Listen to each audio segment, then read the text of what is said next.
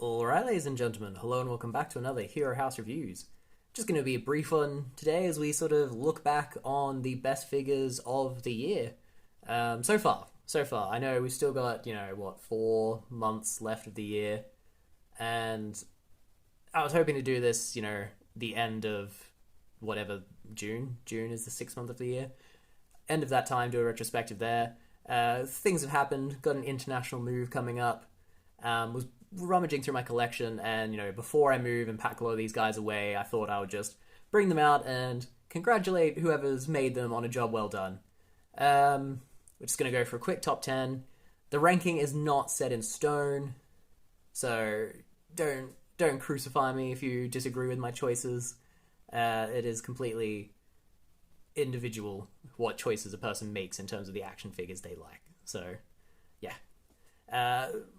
We'll go with a special mention, which is going to be the SH Figuarts Daima, however you pronounce it, Vegeta. Really great figure, moves incredibly well, simple but executed perfectly, as far as I'm concerned. Just a really, really solid release. Excellent articulation. What holds him back from being in the top of the list is just this really unsightly gap, and the fact that he is quite small, like shockingly tiny, I think. But otherwise, he is a solid figure, and anyone who gets him, I think, is going to be delighted by the purchase. Coming in at number 10 on the official list, I guess it's gonna have to be Shanks. The cape is an odd choice in how it functions, but ultimately, it is a great representation of the character.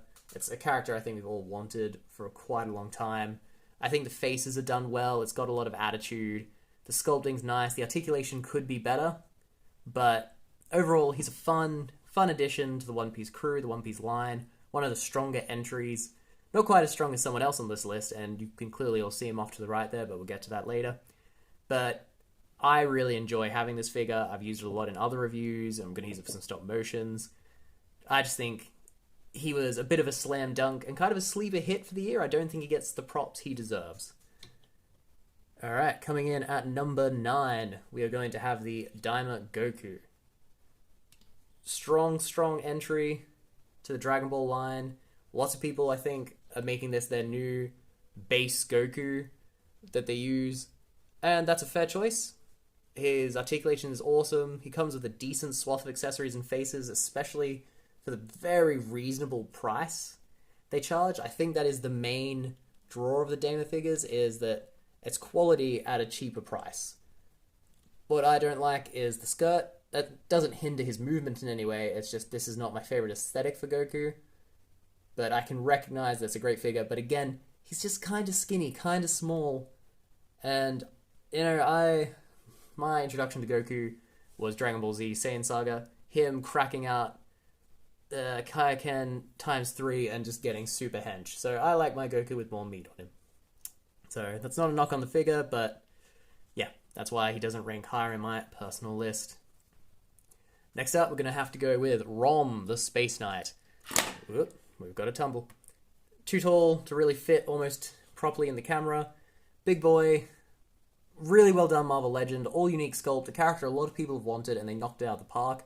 Reasonable price. Lots for it in the terms of, you've got 2 guns, some extra hands, but he is big. He is very impressive. The sheen on him, the paintwork, excellent. Nothing I can really criticize about this figure. The articulation's not amazing, but again, for the price and everything, you're getting a lot of bang for your buck there. Alright, so that was number 7? No, that was number 8.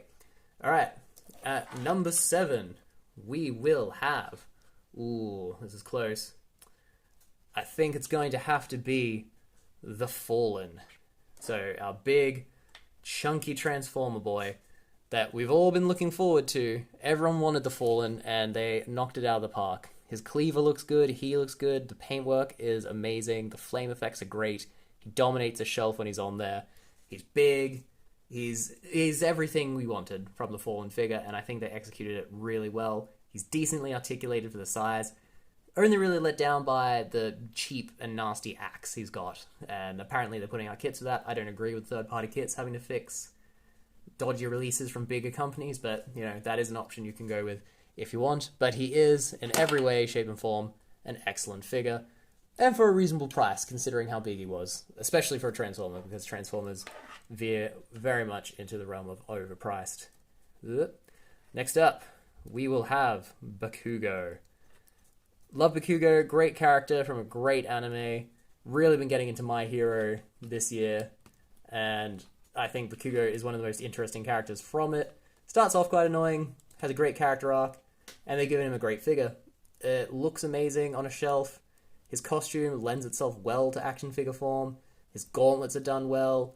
He comes with some effects, which is always nice. Just a really intriguing design. The faces are good. I think the My Hero Academia SH Figuarts line is a sort of a sleeper hit, and done well enough could supplant the Naruto line as being the most, you know, well regarded. But we'll see. Him falling apart in every way, shape, and form as I do this is not helping that case. But I think if they work out some kinks, they've got something really dynamite going on here. Alright, we'll now go to... yeah, I guess he's just next in line. Deku. Simpler design, lightweight design, makes him a bit more posable than Bakugo, and he's just a delight to hold. The character drips with attitude. He and Bakugo are suffering from this new, you know, accessories pack thing. A lot of the stuff that came in that accessory pack should have just come with them. But that's not knocks on the figures themselves, they're still great. But he would have been much, much better if he came with just a few more energy effects or something, like the things that are in that effects pack. But rest assured, he moves really well. If you like My Hero, he's going to be a great, great addition. Alright. Next up. He's big, he's bad, he's Ace. I don't think I really need to justify this guy as a choice to anyone. He's dripping with accessories, dripping with attitude. He doesn't stand that well, which is a bit annoying. His legs, I don't like the wibbly wobbly legs.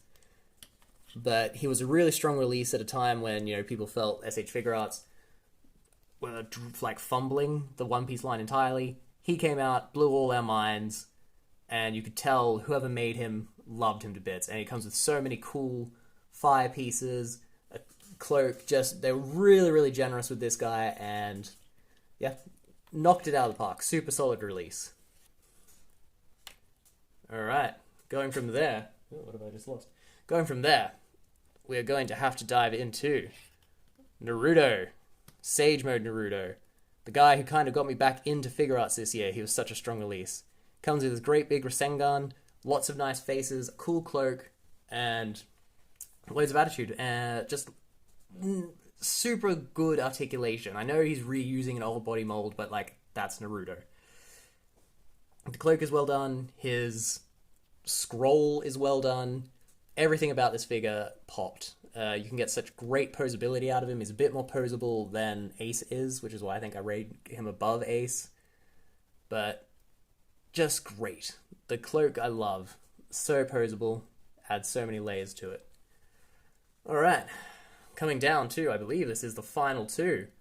We will go with Jada's Blanka. Now, Jada has also released a Sagat. I haven't picked that up. I imagine he'd be on this list because Jada don't miss. But with Blanka, he's just amazing. The effects he comes with, the big lightning blasts, great. Really good. The articulation, again, super dynamic, and he's so cheap. He's the cheapest figure on this table, by far. And such good accessories, such good size, such strong presence. An excellent addition to any action figure collection, and I would imagine will be unsurpassed in terms of affordable Street Fighter figures. But even he is beaten by Tony the Tiger. Did you see this coming? Because I didn't. I mean, he has so many accessories, such great posability, great paintwork, huge presence, like mass behind him. I mean, look at him next to Goku. He's bigger. He's just a sizable, massive character, and he dominates any shelf he's on. When people come around to my place, they look at the mantelpiece and they see Tony the Tiger, and he's the one they're drawn to. Just, I'm not sure this will be topped this year, but But yeah, it definitely takes the cake and is an amazing release. And Jada should just be patting themselves on the back for the stuff they're doing. Yeah, I guess that's it. If you enjoyed this, I don't know, review, list, we have plenty more. We have Hero House, Figure Fight's top 10 list, ranking list, just loads of content to enjoy. So please like and subscribe, and hopefully I'll see you again. Thank you for your time and all the best. Bye. Howdy everyone, and thanks for watching my video. If you liked what you saw here, you might consider picking up my books, Knaves on Waves and Enemies of All Mankind. They're a fantasy series that tells the story of a daring pirate crew as they attempt to topple an evil empire. It's got sword fights, sorcery, humour, drinking, all the good stuff that you enjoy. The links are in the description below, so please pop on round and maybe pick yourself up a copy or two. Give me some feedback if you can, and yeah, I look forward to hearing your thoughts. As always, thank you for your time and all the best. Bye.